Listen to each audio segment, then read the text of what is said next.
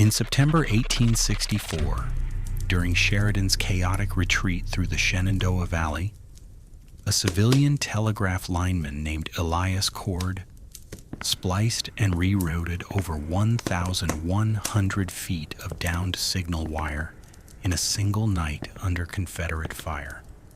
His repair work restored a critical communication channel between two isolated Union commands, enabling a coordinated response that prevented a potentially catastrophic encirclement. The officer who received credit in the official after-action report, a lieutenant colonel who arrived hours after the line went live, never corrected the record. Cord's field notebook, passed to his daughter upon his death in 1902, sat in a Harrisonburg, Virginia church archive for 61 years before a maintenance worker noticed the dates didn't match. The notebook rewrote the sequence of events for one of the Valley campaign's least examined nights. The wire was already cold when Elias Cord found the first break. He had been walking the line for 40 minutes in near total darkness, one hand trailing the insulated copper, like a man reading a wall in a burning house. His lantern shuddered to a thread of orange light, because the ridgeline to the west still flickered with Confederate skirmish fire. The ground beneath his boots was churned mud, cut through with the ruts of artillery caissons that had moved south in a hurry, and in 3 places he had stepped over equipment abandoned so recently that the metal was still warm. A haversack, a signal flag, rolled and dropped. One leather artillery gauntlet, thumb side up, as if its owner had simply opened his hand and kept walking. Cord was 31 years old. He was not a soldier. His employment papers filed with the U.S. Military Telegraph Corps in March of 1864 described him as a civilian lineman, grade 3, assigned to field maintenance of telegraph infrastructure in support of Union operations in the Shenandoah Valley. His pay was $14 a month. He carried no weapon. His tools were a canvas roll of splicing equipment, a handheld galvanometer for testing line continuity, and approximately 40 feet of spare insulated wire coiled across his left shoulder like a shepherd's crook. His job, in the language of the Corps, was to keep the wire talking. Nothing more. On the night of September 19th, 1864, the wire had stopped talking entirely. What had happened in the preceding 12 hours required some understanding of the valley itself. That long, peculiar corridor of farmland and ridgeline running southwest to northeast through western Virginia, bounded on the east by the Blue Ridge and on the west by Shenandoah Mountain. The valley had been contested ground for 3 years. Both armies understood its strategic logic completely. Control the valley and you controlled the breadbasket of the Confederacy's western supply lines. You also controlled the most direct invasion corridor into the North's soft underbelly. Stonewall Jackson had used it in 1862 to tie down Union forces 3 times his number. By 1864, with Ulysses Grant pressing Lee in the trenches at Petersburg, the valley had become something else entirely, a problem that needed to be solved permanently. Philip Sheridan had been given the job of solving it. He was 33 years old, aggressive to the point of recklessness by the standards of more cautious Union commanders, and he had been given explicit instructions from Grant that left little room for interpretation. Destroy the valley, burn the crops, take the mills, leave nothing that could feed or supply Confederate forces. Sheridan understood the assignment. What he had not fully anticipated in the first weeks of his campaign was how effectively Confederate General Jubal Early could use the valley's terrain to keep an outnumbered force in the fight. On September 19th, at a bend in Opequon Creek near the town of Winchester, Sheridan had attacked Early's forces and, after a grinding day of combat, had won a significant tactical victory. The Confederates retreated south through Winchester and continued moving, and Sheridan's forces pushed after them through the late afternoon and into dusk. On paper, it was a Union success. On the ground, in the particular darkness of a September night in the valley, it was something considerably more complicated. Retreating armies do not move in orderly lines. They move in fragments, in units that have lost contact with their flanks, in streams of men who know the general direction of safety, but not the precise route.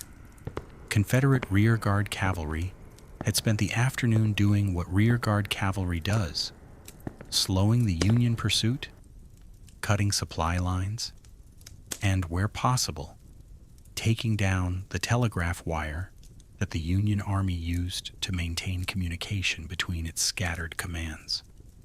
By the time full darkness settled over the valley on the night of September 19th, at least 4 separate breaks had been made in the primary telegraph line running south along the Valley Turnpike.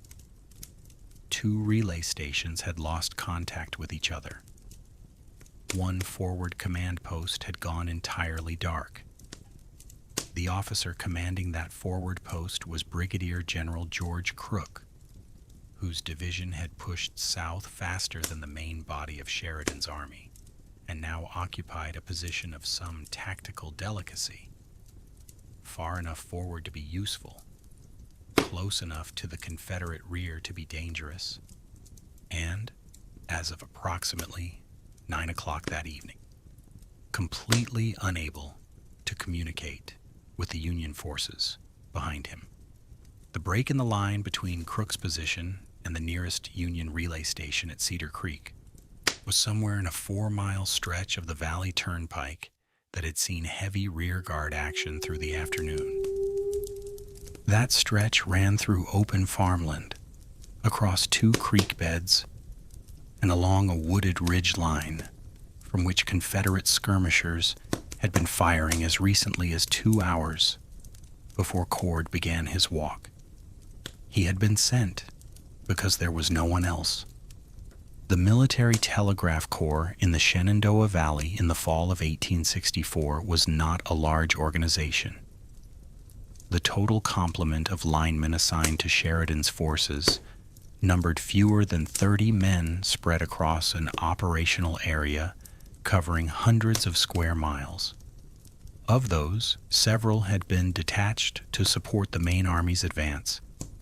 2 were working a separate break north of Winchester, and 1, a man named Harlan Price, who was nominally Cord's supervisor, had taken a horse fragment from an artillery burst to his left leg that afternoon and was in a field hospital outside Kernstown, which left Cord. He had received his assignment from a Signals Corps sergeant named Beaumont, who had found him eating salt pork at a relay station cook fire at approximately 8 in the evening. The conversation, as Cord later recorded it in his notebook, was brief. Lines down south of Hupp's Hill. Crook's gone dark. You know that stretch? Cord said he had walked it twice in August. Can you find the breaks at night? Cord said he thought he could. How much wire are you carrying? 40 feet. Beaumont had looked at him for a moment. That won't be enough. He was correct. It would not be enough. The sergeant requisitioned an additional spool from the station stores, an old spool, partially used, carrying perhaps 60 feet of serviceable wire of a slightly different gauge. And Cord had coiled it over his right shoulder to balance the original 40 feet on his left. He was carrying 100 feet of wire when he left the station, He would need more than 11 times that amount before the night was finished. He did not know this yet. The first break was the easiest. He found it 40 minutes into his walk, at the point where the telegraph line crossed a shallow drainage ditch running east off the turnpike. The wire had been cut cleanly, not torn by artillery, not snapped by a falling tree, but cut with something sharp, deliberately, at a point where the line dipped low enough to reach from horseback. A clean diagonal cut, the copper ends bright in his lantern light. He stripped both ends with his knife, twisted the splice, wrapped it in gutta percha insulating cloth from his canvas roll, and tested the joint with his galvanometer. The needle moved. The splice was sound. The whole operation took 11 minutes. He walked another quarter mile before he found the second break. This one was different. A section of approximately 30 feet had been removed entirely, pulled from the iron support stakes and taken. Whether it had been taken for the copper or simply to make the repair harder was not something Cord spent time thinking about. He cut a matching length from his spool, made both splices, and tested the line. The galvanometer needle moved weakly, unevenly. He tested again. The signal was degraded but present. He marked the location in his notebook, a field boundary stone with a distinctive crack running diagonal across its face, and kept walking. The third break was where the road entered the wooded ridgeline. He heard the fire before he saw the damage. Not active shooting, the rearguard action had moved south, but the residual sound of it, the particular silence that follows gunfire in a confined space, a silence that still carries the shape of what made it. The trees along the ridgeline were scored with recent impacts. 2 of the wooden telegraph poles had been knocked from plumb by near misses, their cross arms tilted, the wire sagging in long loops between them. One pole had been hit squarely enough to split it lengthwise, and the wire attached to it had torn free and fallen into the underbrush below the road. Cord worked the ridgeline section for 45 minutes. He reset the first pole with a field brace cut from a nearby sapling, using the hatchet that hung from his belt. He retensioned the sagging wire with his splicing tool, taking up the slack in 3 separate pulls. He found the fallen section in the underbrush by following the wire with his hand, and spent 20 minutes untangling it from a mass of wild grapevine that had caught it at multiple points. By the time he had the wire back on the pole and had tested the splice, he had used the last of his original 40 feet of spare wire and most of the second spool. He had 100 feet of broken line ahead of him, and perhaps 15 feet of wire remaining on his shoulder. He stopped walking. He stood in the dark at the edge of the ridge line, and by the light of his mostly shuttered lantern, he opened his notebook and looked at the numbers he had been tracking. The galvanometer had told him something useful at each splice point. The signal was getting through to the break he had just repaired, which meant all 3 previous breaks were holding. The line was live from the Cedar Creek relay station to this point on the ridge line. But Crook's position was still dark. There was at least one more break ahead, somewhere in the remaining stretch of turnpike running south through open farmland toward Hupp's Hill, and he had 15 feet of wire. He looked back north along the road he had come. He looked south into the dark. He thought about Sergeant Beaumont, who was 4 miles away at a relay station cook fire, and could not help him. He thought about Harlan Price, his supervisor, who was in a field hospital with a piece of iron in his leg. He thought about the forward command post and the officer inside it, who had no idea whether the Union forces behind him were still where he had left them, or whether they had stopped advancing, or whether the night was about to bring Confederate cavalry down his eastern flank. Elias Cord had 15 feet of wire and a problem that required over 1,000 feet of solution. He opened his notebook to a clean page and began to think. The Valley Turnpike had been a toll road before the war. That fact mattered now in a way Cord had not anticipated when Sergeant Beaumont handed him his assignment. Toll roads meant infrastructure. Infrastructure meant wire of a different kind. The iron fence wire that had once divided the toll road right-of-way from the farmland on either side. Much of it had been stripped by both armies across 3 years of occupation, but not all of it. Cord had seen remnants of it in August, rusting along fence posts that still stood in the fields east of the turnpike. He had registered it then without thinking. He was thinking about it now. Iron wire was not copper wire. Its conductivity was substantially lower. The Military Telegraph Corps used copper precisely because the signal degradation over distance with iron was serious enough to create operational problems. Messages garbled, timing distorted, connections lost, entirely over long runs. Every lineman in the Corps knew this. Iron wire was a last resort. Cord had reached the last resort. He spent 10 minutes walking the fence line east of the turnpike, his lantern fully open now that the ridge line was behind him, and the farmland gave him a clear view in every direction. He counted 14 surviving fence posts in a continuous run, each carrying 2 strands of iron wire. The wire was old and partly rusted, but when he bent a test section, it did not snap. It held. He cut a 6-inch sample with his pliers and rubbed the rust off one end with his sleeve and held it in the lantern light. Beneath the rust, the wire was still intact. He pulled his notebook and made a calculation. 14 posts. The posts were spaced approximately 8 feet apart. 2 strands per post run. If he stripped both strands from all 14 posts and spliced them end to end, he had approximately 224 feet of iron wire.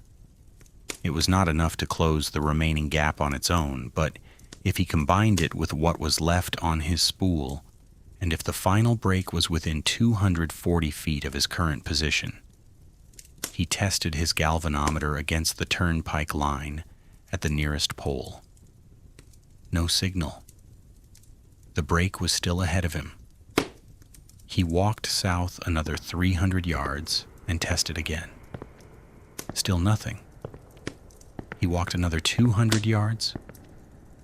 The farmland opened on his left into a broad, flat field that had been harvested weeks ago, the corn stubble pale in the dark. He could see the line of the telegraph poles running ahead of him, black against the slightly lighter sky, and he could see that one of them, the 4th pole south of his position, was gone entirely. Not tilted. Gone. The wire between the 3rd pole and whatever had held it at the 4th position had dropped to the ground and been driven into the mud by what looked, when he reached it and crouched down, like the wheel track of a caisson that had passed directly over it. He tested the line at the 3rd pole.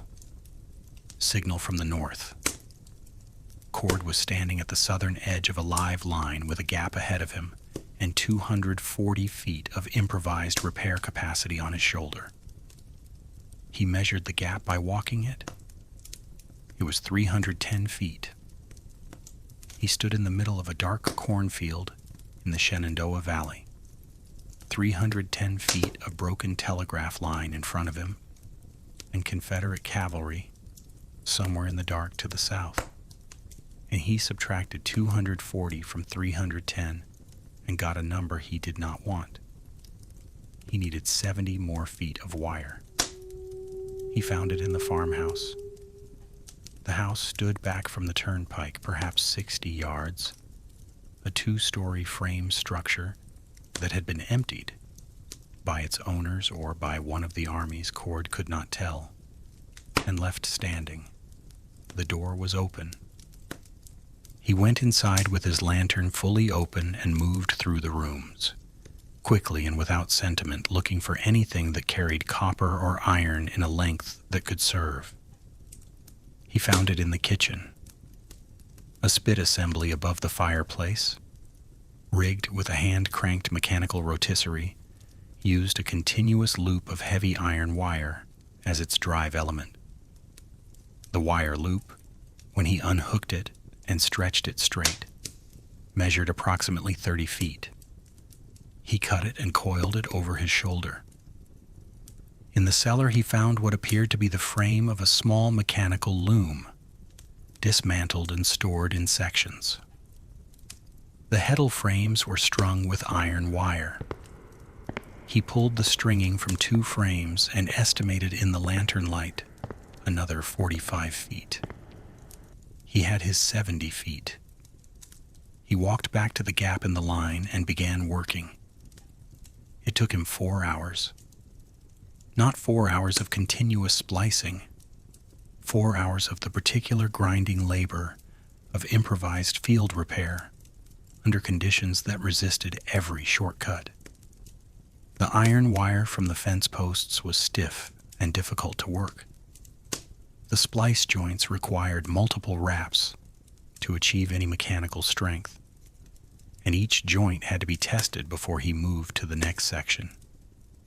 3 splices failed on first test and had to be redone. One section of fence wire turned out to be more corroded than it appeared and snapped under tension when he tried to bring it to pole height, forcing him to reroute that segment along the ground through the corn stubble, which meant it was vulnerable to traffic, but present and continuous. He made 31 individual splices that night. He used wire from 5 separate sources: the military telegraph core spool, the fence posts, the kitchen spit assembly, the loom frames, and when he was still 8 feet short at the final joint, the iron binding wire from his own canvas tool roll, which he unraveled from the roll's edge and stretched tight. At approximately 2 o'clock in the morning of September 20th, 1864, Elias Cord connected the southern end of his improvised line to the first intact telegraph pole inside General Crook's forward position. He clipped his galvanometer to the wire and watched the needle. It moved. Not strongly. The iron wire sections degraded the signal substantially, and the joint quality was uneven across 31 splices made in darkness with mismatched materials. But the needle moved. A signal was traveling from the Cedar Creek relay station through 4 repaired breaks, through 1,100 feet of combined copper and iron wire, to the forward command post of a Union general who had been dark for 5 hours. Cord sat down on the ground next to the telegraph pole and opened his notebook and wrote the time. He did not write anything else. He was very tired. Inside the command post, within minutes of the line coming live, the first message went through. Chapter 2. The first message that came through the line was not what Crook's telegraph operator expected. He had been sitting in the forward command post for 5 hours with a dead instrument, tapping the key periodically the way a man checks a stopped clock. Not because he believed it would help, but because the alternative was to stop believing entirely. His name was Private Thomas Ault, 19 years old, from Chillicothe, Ohio, and he had been a telegraph operator for 11 months. He knew the sound of a live line He knew the particular quality of silence that a dead one produced. For 5 hours he had been listening to that silence, and then, at 2:14 in the morning, the instrument spoke. The message was short. 12 words. Line repaired. Cedar Creek open. Send position and strength. Relay standing by. Alt stared at the instrument for 3 seconds. Then he called for his officer. What followed in the next 90 minutes would become, in the official record, a straightforward account of restored communications, enabling a coordinated Union response to a potential Confederate flanking movement. The after-action report, filed by Lieutenant Colonel Edmund Hayes of the Signals Corps, dated September 22, 1864, described the repair of the Cedar Creek line in 4 sentences. It credited the restoration to field personnel operating under Corps direction, noted that contact with General Crook's command had been re-established by approximately 0200 hours, and moved on to discuss the subsequent exchange of position reports and the adjustment of Union troop dispositions that followed. Hayes had arrived at the forward relay station at 3:15 in the morning, more than an hour after the line went live. He had not been in the field that night. He had been at the Cedar Creek station, coordinating with Sheridan's headquarters staff, and had learned of the line restoration when the first message traffic began moving through the relay. He had ridden south to assess the situation, arrived to find the line operational and Crook's command already in contact with the main army, and had filed his report 2 days later, based on the information available to him at that point. Whether Hayes knew who had repaired the line is a question the documentary record does not answer cleanly. His report did not mention Elias Cord by name. It did not mention any lineman by name. The phrase field personnel was the entirety of the attribution, and in the bureaucratic language of the Military Telegraph Corps in 1864, that phrase was not unusual. Individual linemen were rarely named in after-action reports. They were infrastructure.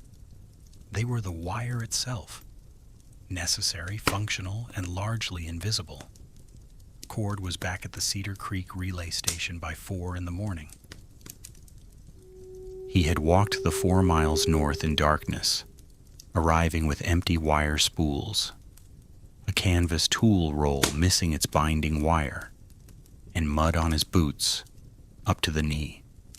The station sergeant on duty, not Beaumont, who had gone off rotation, recorded his return in the station log as a single line entry.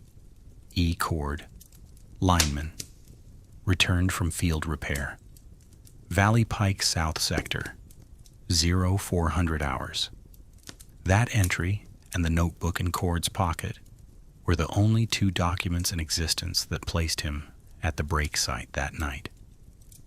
To understand why this mattered, why the restoration of one telegraph line on one night in one valley in the 3rd year of a long war carried consequences that outlasted the war itself, it is necessary to understand what General Crook's forward position actually represented on the night of September 19th. The Battle of 3rd Winchester had been a Union victory, but it was a victory achieved through the kind of grinding attrition that left the winning side scattered and disorganized at day's end. Sheridan's forces had pushed Early's Confederates south through Winchester and into the open valley, and the pursuit had extended the Union line over a distance of several miles. Crook's division, holding the Union left flank, had pressed further south than any other Union formation, and by nightfall occupied a position that placed them roughly 2 miles ahead of the nearest supporting Union forces. This was not by itself catastrophic. Forward positions are a normal feature of pursuit operations.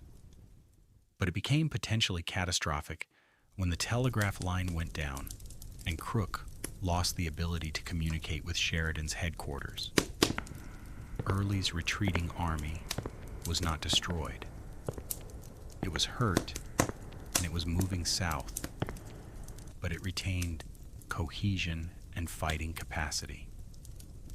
Confederate cavalry under General Lunsford Lomax was operating on the eastern fringes of the valley, and through the afternoon and evening of September 19th, Lomax's troopers had been probing the Union left flank, the flank that Crook was holding. 3 separate reconnaissance in force actions had been reported by Crook's pickets between 6 and 9 in the evening. The probes had not developed into full attacks, but they had the character of preparation, of a commander testing a position to understand its strength and its connections. What Crook did not know and could not know without telegraph communication was whether Sheridan's headquarters was aware of the Confederate cavalry activity on the left flank. He did not know whether reinforcements were being prepared. He did not know whether Sheridan intended to continue the advance in the morning or to consolidate. He did not know, most critically, whether the gap between his division and the nearest supporting Union forces was being monitored or had simply been lost in the chaos of a night following a major battle. In the absence of that knowledge, he could not make informed decisions. He could not request support without being able to transmit the request. He could not receive orders without being able to receive the transmission. He was, in the precise military sense of the word, isolated. The Confederate cavalry probes stopped at approximately 10 in the evening. Crook's staff would later assess that Lomax had been testing the Union left, specifically to determine whether Crook's division was connected to the main body or had advanced beyond supporting distance. The pauses between probes, each probe slightly more aggressive than the last, each followed by a withdrawal and a waiting period, had the pattern of an officer building a picture. At some point between 10 and midnight, that officer apparently made a decision and the probes stopped. Whether Lomax decided the position was too strong, or whether he received orders from Early to break off, or whether something else entirely changed his calculus, is not recorded. What is recorded is that Crook's position was not attacked that night. The Confederate cavalry moved south, and the Union left flank held, and by morning, the Valley campaign had moved on to its next phase. The question that historians have never fully resolved is this: what would Lomax have found if he had pressed his probes past midnight, when the Union left flank was still dark, still isolated, still unable to call for support? Elias Cord's line went live at 2:14 in the morning. The last Confederate probe had occurred at 10 in the evening. There was a 4-hour window in the middle of the night, during which General Crook's command was simultaneously isolated and being tested by Confederate cavalry. The line came back 24 minutes into a period when, as far as any subsequent analysis can determine, the Confederate pressure had already ceased. This is the version of events that the official record preserves. It is also the version of events that Cord's notebook directly contradicts. The notebook was a standard field issue memorandum book, cloth covered, approximately 4 inches by 6 inches. Cord had been issued it in April of 1864 and had used it continuously through the Valley campaign. By September, it contained 7 months of field notes, splice locations, pole numbers, wire gauge measurements, equipment requisitions, weather observations. and the terse, chronological entries that Cord used to track his working hours for pay purposes. The entry for September 19th to 20th covered 4 pages. It was not, by the standards of personal narrative, a dramatic document. Cord was a lineman, not a writer, and his entries read as a lineman's entries: precise, technical, economical with words. Times, locations, materials used, problems encountered, solutions applied. The 31 splices were each numbered and annotated with wire source and gauge. The galvanometer readings were recorded at each test point. The materials from the farmhouse were listed with the same flat specificity as the telegraph core spool. But embedded in the technical record were 3 observations that, when read against the official after-action report, produced a chronological impossibility. The first was the time of the final splice. Cord recorded it as 2 a.m. on September 20th, the moment he connected the line to the pole at Crook's position. The official report stated the line was restored by approximately 0200 hours. So far, consistent. The second observation was a location note. In describing the 4th break, the caisson damaged section in the cornfield, Cord recorded its position relative to a specific landmark, a stone gatepost at the entrance to a farm lane, which he noted was south of the Humbert property, approximately 1/4 mile north of the picket line. The third observation was the one that mattered, at the bottom of the page describing the 4th break, in handwriting that was slightly less regular than the surrounding entries. The handwriting of a tired man writing in the dark. Cord had noted Confederate horse, south and east, moving. 3 riders passed the lane gate at distance, approximately midnight. Did not stop. Midnight, not 10 in the evening. Midnight. Confederate cavalry had passed within visual range of Cord's position at midnight, 2 hours after the official record placed the last Confederate probe of Crook's line, and 2 hours before Cord restored the telegraph connection. 3 riders, moving, south and east.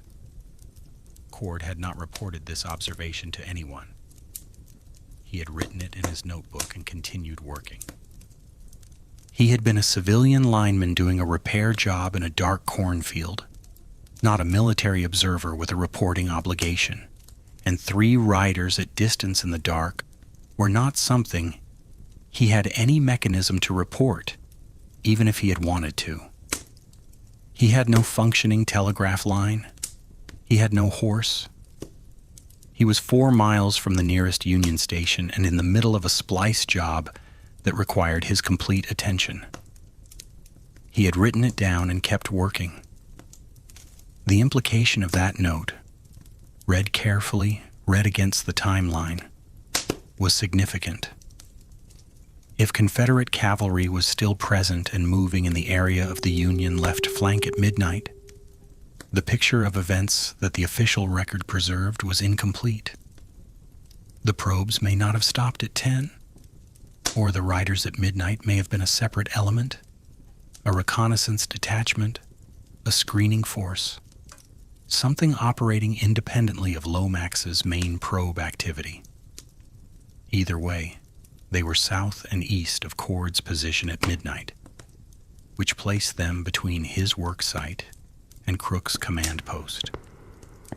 Between Cord and the line he was trying to repair. He had been working the final section of the repair, the 310-foot gap in the cornfield, for approximately 2 hours at that point. He was alone, with a shuttered lantern lying in mud, making splices by feel and intermittent light. 3 Confederate riders had passed within visual range, had not stopped, and had continued south and east, and Cord had kept working. He had recorded the time, midnight, which placed Confederate cavalry in the operational area of the Union left flank not 2 hours after the last probe, as the official record suggested, but continuously through the 4-hour window when Crook's command was dark. The riders at midnight were the center point of that window. The line came live at 2:14. Whatever the Confederate cavalry's intentions had been across those 4 hours, the connection between Crook's isolated command and Sheridan's headquarters was restored before dawn. The question that Cord's notebook raised, and that no one would ask for 61 years, was simple. What were those 3 riders doing? The notebook passed out of Cord's possession twice before it reached the archive. The first transfer came at his death in 1902.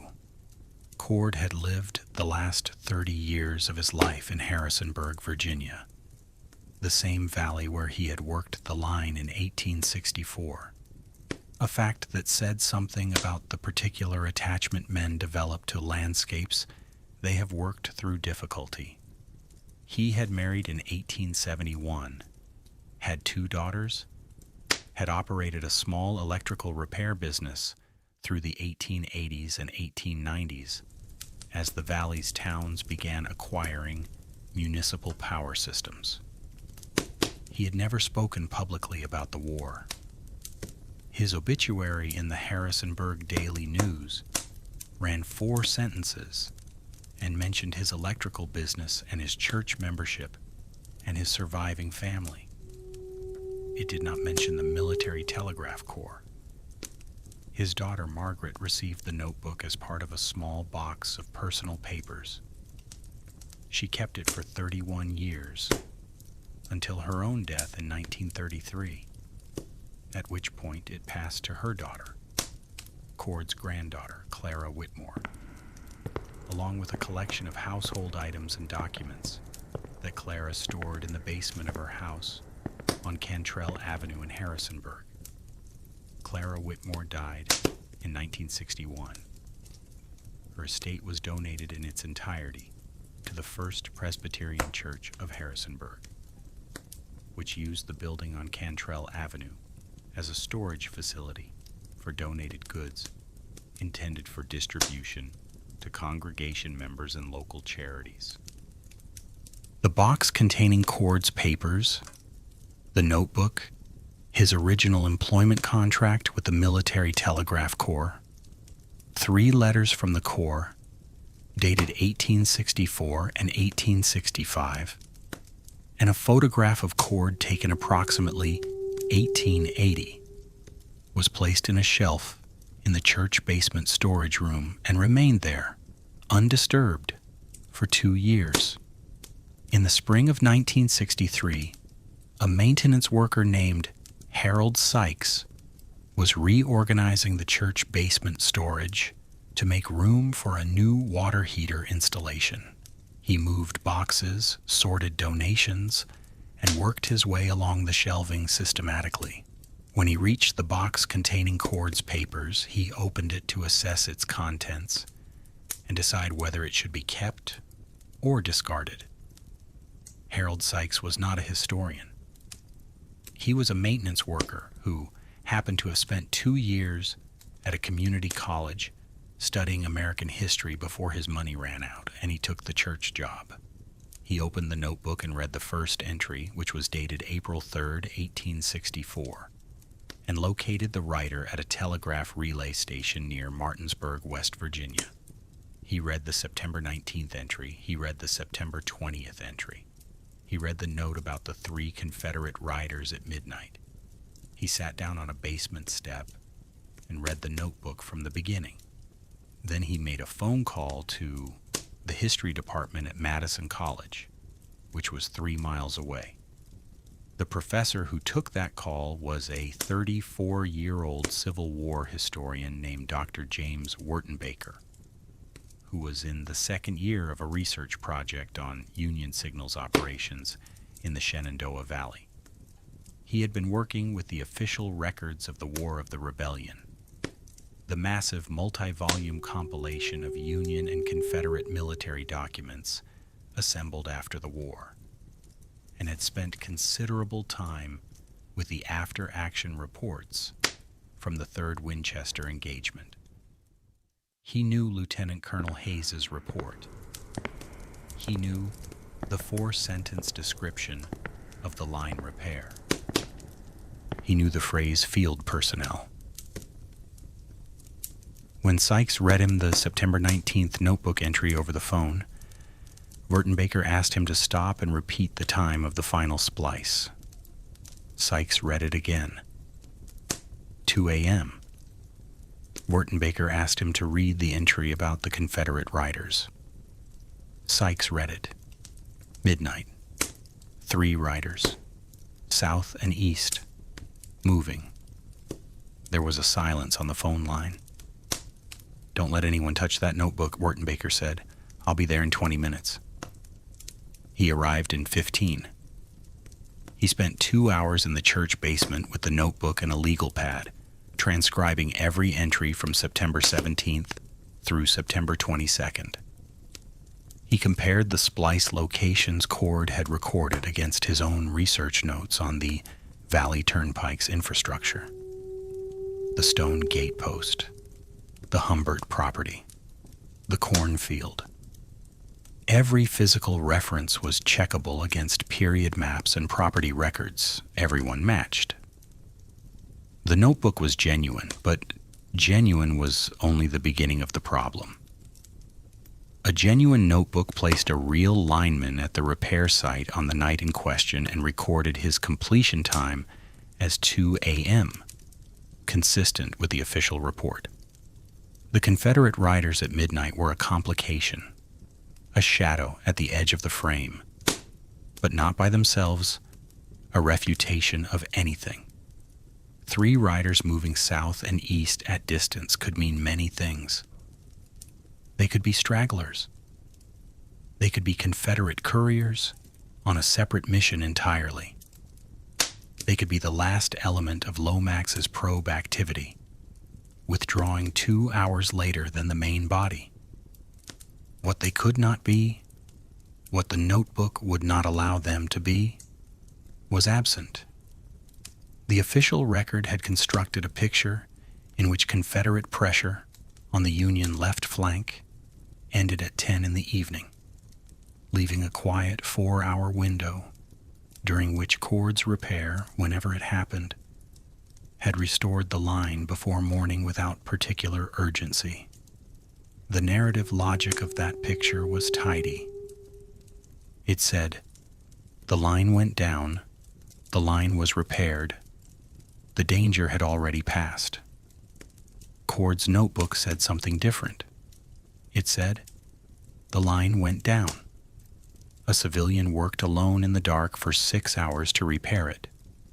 Confederate cavalry was present in the area until at least midnight, and the line came live 2 hours and 14 minutes after the last recorded Confederate movement. The danger and the repair had occupied the same darkness. Whether the 3 riders at midnight were the leading edge of something that never developed, or the trailing edge of something that had already been decided, was a question the notebook could not answer. But it made the question matter in a way the official record had not. Wertenbaker looked at his transcription notes for a long time. Then he turned to a clean page and wrote 2 words at the top. Who decided? Not who repaired the line. That was answered. Not whether the repair mattered. That was, if not answered, at least seriously complicated. The question that the notebook forced open was different and in some ways more disturbing than a simple attribution error. Someone had filed an after-action report that described a repair operation in 4 sentences and named no individual. Someone had used the phrase field personnel and moved on. That report had been accepted, compiled into the official records, and used by every subsequent historian of the Third Winchester engagement as the authoritative account of what happened to the Cedar Creek telegraph line on the night of September 19th. For 99 years, no one had asked whether there was another account. Wertenbaker drove back to Madison College with a notebook and a document envelope on the passenger seat of his car. He had asked Harold Sykes's permission to borrow it for research purposes, and Sykes had given it without hesitation. He had also, in the last 5 minutes before leaving the church basement, found something else in the box that he had nearly overlooked. The 3 letters from the Military Telegraph Corps. 2 of them were routine, a pay statement from October 1864 and a discharge notice from June 1865, confirming Cord's separation from Corps employment at the end of his contract. Standard documents. The 3rd letter was dated November 14th, 1864. It was written on Corps letterhead and signed by a major in the administrative division. It was addressed to Elias Cord at a Cedar Creek forwarding address. It was 2 paragraphs long. The first paragraph acknowledged that Cord had submitted a written account of his September 19th field repair to the Corps Administrative Office and confirmed receipt of that account. The second paragraph informed him that his account had been reviewed, that the information contained therein had been noted and filed for the purposes of internal record keeping, and that consistent with standard Corps practice regarding civilian contractor reports, no further action or formal recognition is anticipated. No further action, no formal recognition. Cord had written his own account. He had submitted it through official channels. Someone had read it, filed it, and sent him a letter explaining that nothing would come of it. The account itself was not in the box. Whether it was ever preserved, whether it still existed somewhere in the vast archives of the War Department's successor agencies, was not something Wertenbaker could determine from a church basement in Harrisonburg, Virginia, in the spring of 1963. But the letter proved that it had existed. And the letter proved that someone in November of 1864 had known exactly who repaired the Cedar Creek line on the night of September 19th and had made a deliberate decision about what to do with that knowledge. They had filed it. They had noted it. They had sent a letter. And then they had written field personnel in the official report and moved on. Continue with Chapter 3. Chapter 3. The question Wertenbaker had written at the top of his legal pad, "Who decided?" turned out to have 2 answers. One answer took him 3 weeks to find. The other took him 11 years. He started with the obvious trail. The Military Telegraph Corps had been formally dissolved in 1866. Its records transferred to the War Department and eventually absorbed into what became the National Archives. By 1963, the Corps administrative records were held at the National Archives facility in Washington, and Wertenbaker wrote to the Reference Division in May of that year, requesting access to the civilian contractor files for the Shenandoah Valley operations, September through December 1864. He received a reply 6 weeks later informing him that the relevant file series was available for researcher access and had been partially microfilmed, though gaps in the microfilm record existed for several subseries, including civilian contractor correspondence. He drove to Washington in July. The civilian contractor file for the Valley operations ran to 4 boxes. Wertenbaker spent 2 days working through them. He found pay records for 26 linemen, equipment requisition forms, station maintenance logs, and a substantial volume of routine administrative correspondence. He found no copy of Cord's submitted account. He found no internal memorandum discussing its receipt or disposition. He found a single reference to Cord by name, a pay adjustment record from October 1864, correcting an arithmetic error in his September wages, which had been calculated against the wrong daily rate. The Corps had gotten Cord's pay wrong. They had corrected the error. He had been paid the right amount eventually. His account of the repair that may have kept a Union general's command from being overrun in the dark had been filed, noted, and apparently not retained in any surviving administrative record. Wertenbaker sat in the reading room of the National Archives on the second afternoon and looked at the pay adjustment record for a long time. It was a mundane document, a clerk's correction of a multiplication error, 3 lines of neat script, signed by an administrative sergeant whose name was entirely unfamiliar. It was the most complete record of Elias Cord's service to the United States Military Telegraph Corps that the National Archives had to offer. $14 a month, improperly calculated, subsequently corrected. That was the institutional memory of the man who had spent 6 hours in a dark cornfield, making 31 splices with fence wire and kitchen equipment to keep a general's command alive. The first answer to who decided came from a different direction entirely. Wertenbaker had been corresponding with a retired Army historian named Colonel Frederick Oates, who had spent 30 years working with Civil War signal and communications records and knew the Military Telegraph Corps documentation better than almost anyone alive. When Wertenbaker described what he had found, the notebook, the letter, the absence of the submitted account in the archives files, Oates wrote back within a week. His letter was 4 pages, handwritten, and characteristically direct. The phrase field personnel in Hayes's report is not an oversight. I have seen it used in at least 11 other Corps after-action reports from 1863 and 1864, always in the same context.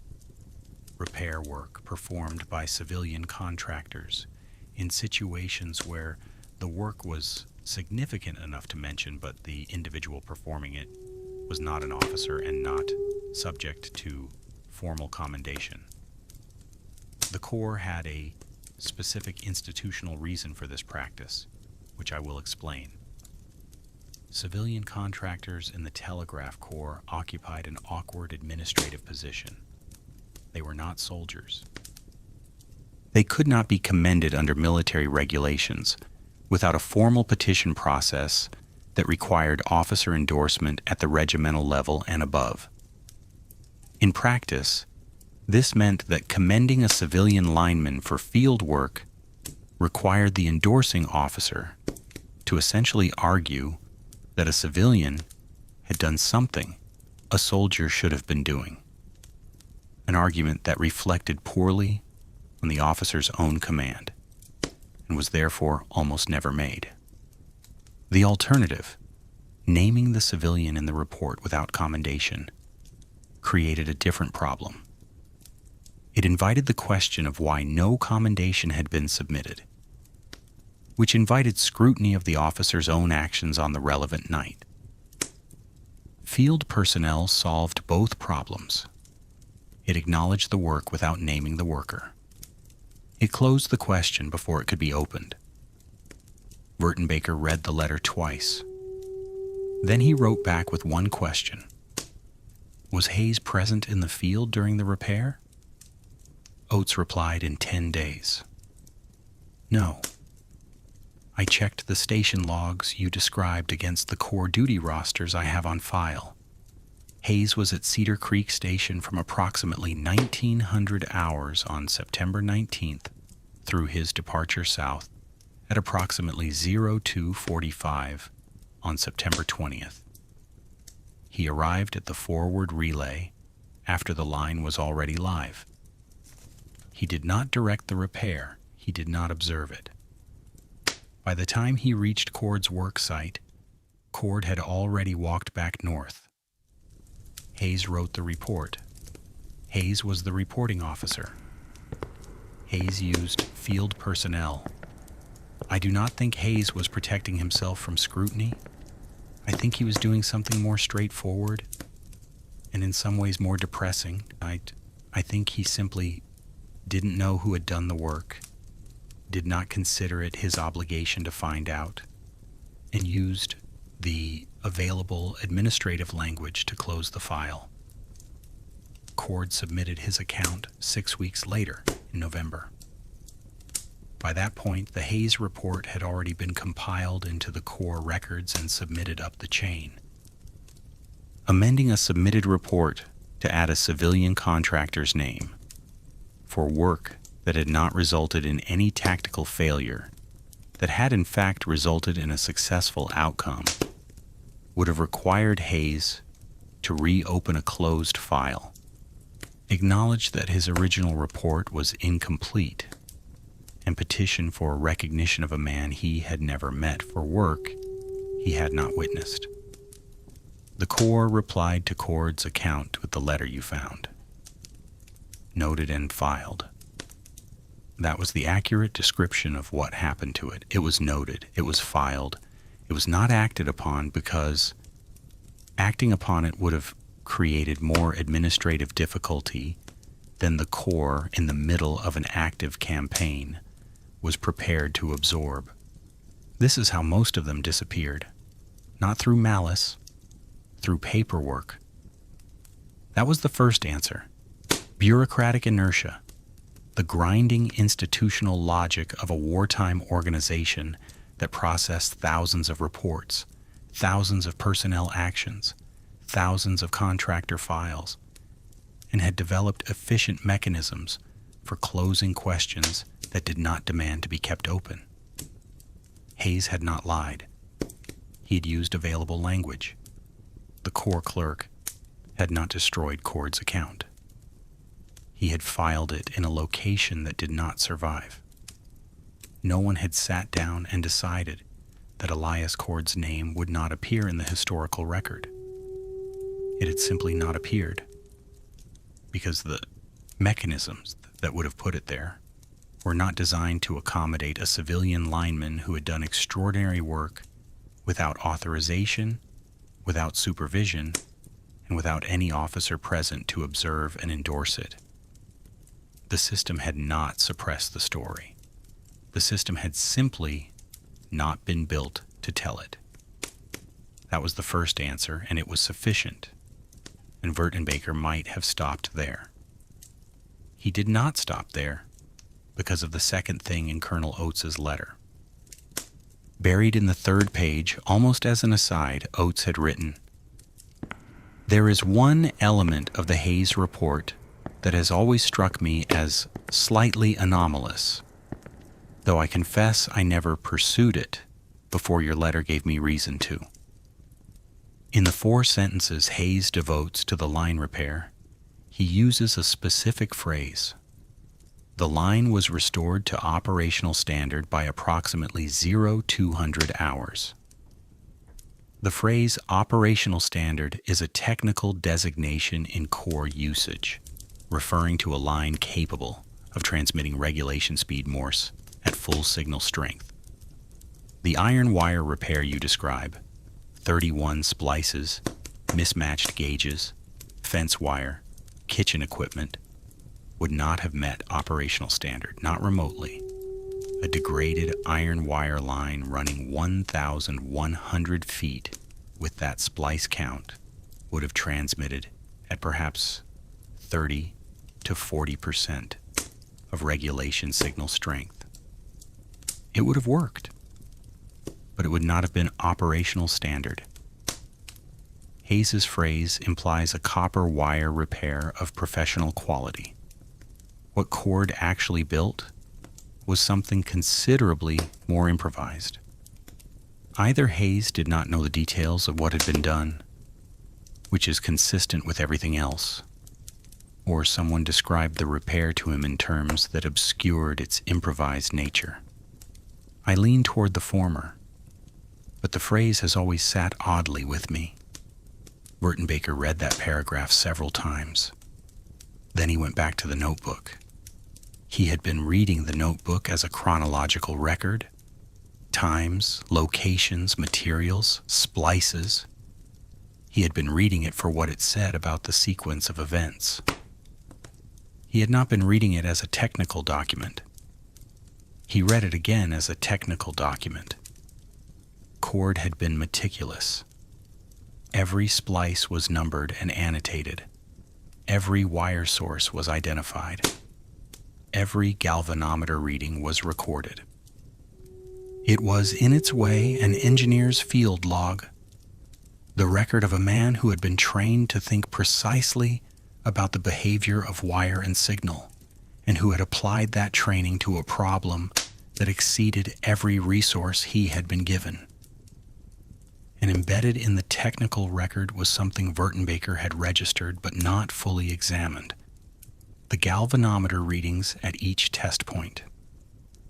At the first break, clean copper splice, the reading was recorded as strong, full deflection. At the second break, copper replacement section, the reading was good, slight reduction. At the third break, ridgeline section, retensioned with copper splice, the reading was good, consistent with prior. At the fourth break, rack of the long improvised run of mixed iron wire, the reading at the final test was recorded as weak but consistent, signal present, transmission possible at reduced rate. Cord had known exactly what he had built. He had described it precisely: weak but consistent, not operational standard, not a copper repair, a thing that worked at the margin, using materials that should not have worked at all. And then he had written the time, 2 a.m., and sat down in the mud. There was something in that sequence that Wertenbaker found almost unbearable to read directly. The man had spent 6 hours in a dark field alone under intermittent fire, building something that he knew, because his instruments told him, because his training told him, was technically inadequate. He had built it anyway. He had tested it. He had recorded the test result with the same flat precision he applied to everything else. Weak, but consistent. And then he had connected it, and the needle had moved, and he had written the time. He had not written. It worked. He had not written anything about what the restored connection meant for the isolated command post on the other end of the wire, or for the general inside it, or for the Union left flank on a night when Confederate cavalry was moving south and east through the dark. He had written the time. He had closed his notebook. He had walked 4 miles back to the relay station, $14 a month. The second answer to who decided took Wertenbaker 11 years to find, and it came from a direction he had not anticipated. In 1974, a graduate student named Patricia Osgood, working on a thesis about civilian labor in the Union military infrastructure, was doing research at the Virginia Historical Society in Richmond when she found a collection of papers belonging to a Confederate cavalry officer named Captain William Byrd Kinney, who had served under Lomax during the Valley Campaign. The papers included a diary covering the period from August through November 1864. The diary entry for September 20th, 1864, the morning after the night Cord spent in the cornfield, was 8 lines long.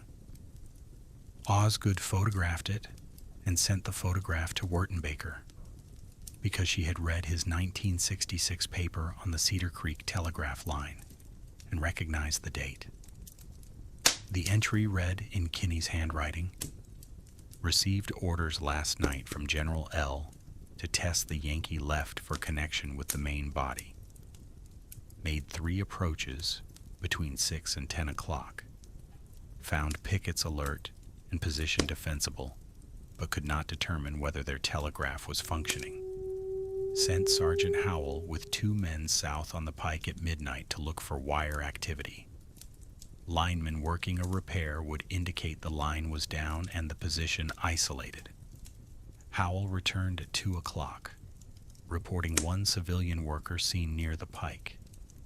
Lone man with a lantern. Appeared to be working the wire.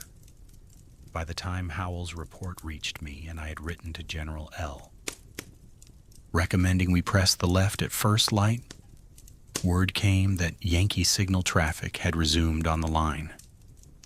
Position no longer isolated. Recommended action canceled. Wertenbaker received Osgood's letter on a Tuesday morning in October 1974. He read it at his desk at Madison College. He was a full professor by then with a named chair. And then he sat without moving for a long time. Sergeant Howell and 2 men had passed Cord's position at midnight. They had seen him. 1 civilian worker with a lantern working the wire. They had reported back to Kinney at 2 in the morning. The same 2 in the morning when Cord's line went live. Kinney had written to Lomax, recommending a dawn attack on the isolated Union left. Before the recommendation could be acted upon, the telegraph line had resumed. The position was no longer isolated. The attack was canceled. The margins were not comfortable. Sergeant Howell had seen Cord in the cornfield at midnight. Cord had seen 3 riders pass at distance and noted them in his notebook. Neither man knew what the other knew. Howell had ridden back to report a lone civilian lineman working in the dark. Cord had kept splicing. If Howell had stopped, if he had dismounted and cut the wire, Cord was repairing. Or if he had simply taken Cord's tools. Or if he had done what Confederate cavalry routinely did to Union infrastructure workers operating in contested areas. The line would not have come live at 2 in the morning. It would not have come live at all that night. Kinney's recommendation would have gone to Lomax on a schedule measured in hours, not minutes. And the Union left flank would have faced a Confederate cavalry assault at dawn while still dark, still isolated, still unable to call for support. Howell had not stopped. Why he had not stopped was not recorded. His orders from Kinney had been to look for wire activity, not to destroy it. He may have made an individual judgment that stopping to engage a lone civilian was outside his reconnaissance mission. He may have had reasons entirely unrelated to the strategic picture. His horse was tired, the night was dark, the man with the lantern was deep in a field off the road. 3 riders moving south and east, noted in a field notebook by a man lying in the mud making splices by feel. The entire event had turned on decisions made by people who did not fully understand what they were part of. Cord did not know about Kinney's report. Kinney did not know that the lineman Howell had spotted would complete his repair before the recommendation could be acted upon. Lomax did not know that the line's restoration would arrive at headquarters before his cavalry could be positioned for a dawn attack. Hayes did not know who had done the repair or what conditions they had worked under. The Corps clerk who received Cord's account didn't know that a Confederate cavalry officer had been watching the repair from horseback at midnight. Every person in the chain had partial information. Every decision had been made in the dark, in the most literal sense. in the absence of complete knowledge, on timelines that left no room for the full picture to assemble itself. And in the space between those partial decisions, an isolated Union command had survived a night that could have gone very differently. Wertenbaker published his full account in 1976 in a monograph titled The Cedar Creek Line, Elias Cord and the Restoration of Union Communications, September 19th to 20th, 1864. It was reviewed positively in 3 Civil War history journals and received a brief mention in a revised edition of a major campaign history published the following year, which added a footnote to the Hayes Report citation, noting that the repair had been performed by civilian lineman Elias Cord. A footnote. It was more than Cord had received in the preceding 112 years. The notebook was donated to the Virginia Museum of Civil War History in 1978 by the First Presbyterian Church of Harrisonburg, following an arrangement Wertenbaker had brokered between the church and the museum. It was cataloged, preserved in acid-free housing, and placed in the museum's permanent collection. The catalog entry described it as a field memorandum book kept by U.S. Military Telegraph Corps civilian lineman Elias Cord, covering the period April to December 1864, with particular reference to field repair operations during the 3rd Winchester Engagement, September 19th to 20th, 1864. The museum also acquired through separate donation the 3 Corps letters and the photograph of Cord taken around 1880. In the photograph, he is standing in front of what appears to be the exterior of a building, a workshop or storage structure, judging by the tools visible in the background. He is wearing a plain suit. He is not smiling in the manner of the era, though his expression is not severe. He looks like a man who has spent a considerable amount of time working with his hands, which he had. He is looking directly at the camera. There is one final detail worth noting. In the course of his research, Wertenbaker had tried to trace what happened to Captain Kinney after the war. Kinney had survived, returned to Virginia, and operated a small hardware business in Staunton, a town in the Shenandoah Valley, approximately 40 miles south of Harrisonburg. He had died in 1911. His hardware business had specialized in electrical supplies.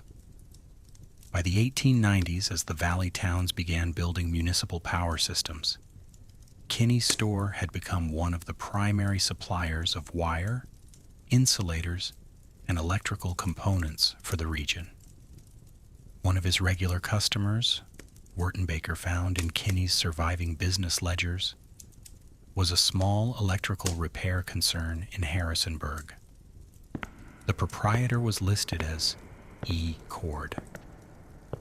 Whether the 2 men ever spoke about the night of September 19th, 1864, whether they ever stood across a hardware counter and recognized in each other the partial, incomplete roles they had played in a darkness neither had fully understood, is not recorded anywhere. The ledger shows 14 transactions over 9 years: wire, insulators, splice connectors, the ordinary materials of a working lineman's trade. 14 transactions, and not a word about what passed between them. Elias Cord died on March 4th, 1902 in Harrisonburg, Virginia. He was 68 years old. His grave is in Woodbine Cemetery, marked by a plain stone that gives his name, his dates, and the words, "Beloved husband and father." There is no mention of the Military Telegraph Corps. There is no mention of the Shenandoah Valley. There is no mention of 31 splices made in the dark with fence wire and kitchen equipment, or of the needle that moved at 2 in the morning, or of the 4 hours during which a Union general's command stood between a functioning telegraph line and a Confederate cavalry officer's recommendation. The notebook is in a museum in Virginia. The wire, long since rotted out of the cornfield mud, is gone. The signal it carried lasted long enough. And they'd thought